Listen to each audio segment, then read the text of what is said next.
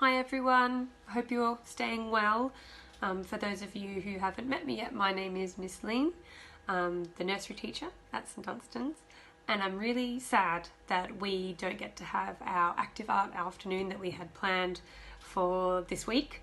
But so I've put together some activities that you could do at home. No pressure though.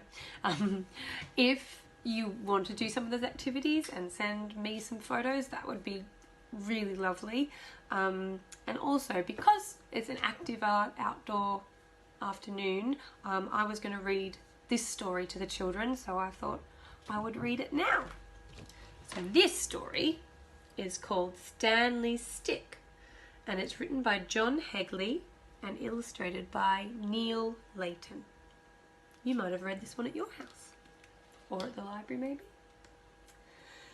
Stanley stands on Stockport Station with his stick. Stanley always carries his stick with him. There he is, standing with his stick.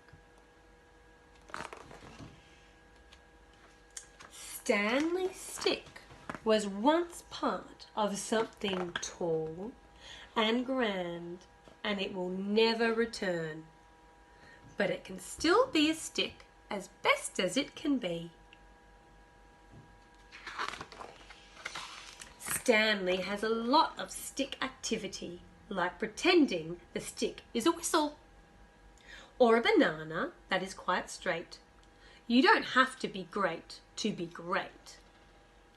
So these are all the things that Stanley's doing with his stick. He's making a tent outside, playing it like a whistle, like pretending the stick is a match to catch the world aflame. There is game after sticky game. Look, it's a dinosaur that isn't extinct. It's a Stickosaurus! Grrr.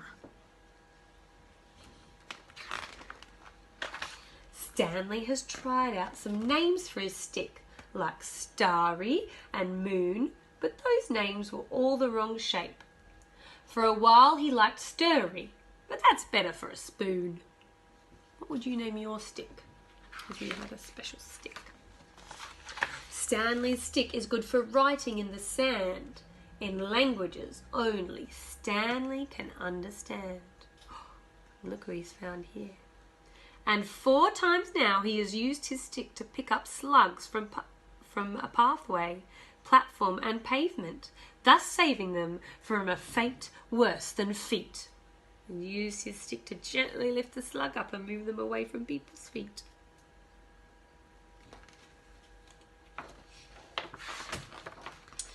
Stanley's friend Bertie has some string, and sometimes they tie the string to the stick's end and pretend to go fishing. Because the fisher pretend, no fish get hurt, says Bertie. So here is Stanley standing on the station, taking his stick for a short stay at the side of the sea with his mum and dad. The train pulls in. Down at the sea, Stanley goes down to the side of the tide. His folks take stock of Stanley standing in the sand, stick in hand. What is he doing? What do you think Stanley's doing? Maybe the boy thinks it's time for the stick to be taken for someone else to enjoy. Stanley hurls his stick into the wide tide. Gosh, what a tiny splosh for something that has been so big in Stanley's days.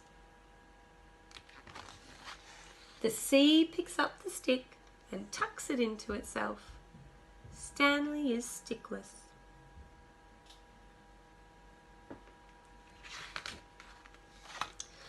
The next morning, back at the spot on the beach, the tide is out. Stanley treads towards the spreading sea. Boats ride sea back out to the distance. Stanley decides to look for interesting sticks, for other sticks, which have been carried twiggy back upon the turning tide. Soon he stumbles upon a stick alone upon the shore. It is quite different from the stick he had before. It is wonky. This stick is an unusual saxophone. Stanley thinks of home and begins to blurt a tune for Bertie. Now Stanley stares at the sea. Through his stick telescope, it is wonky, and this stick Stanley knows the name of. It's called... What do you think his wonky stick is called? Fantastic! It's a fantastic stick called Fantastic. Stanley's Fantastic. So that's all about Stanley and his adventure with sticks. And he didn't have lots of fancy toys, he just had a stick. I wonder if you, in your garden or when you go for your walks, can find a special stick just like Stanley. So I hope you enjoyed the story, and I hope you enjoy doing some activities from our Active Art menu. And please let me know how you found them.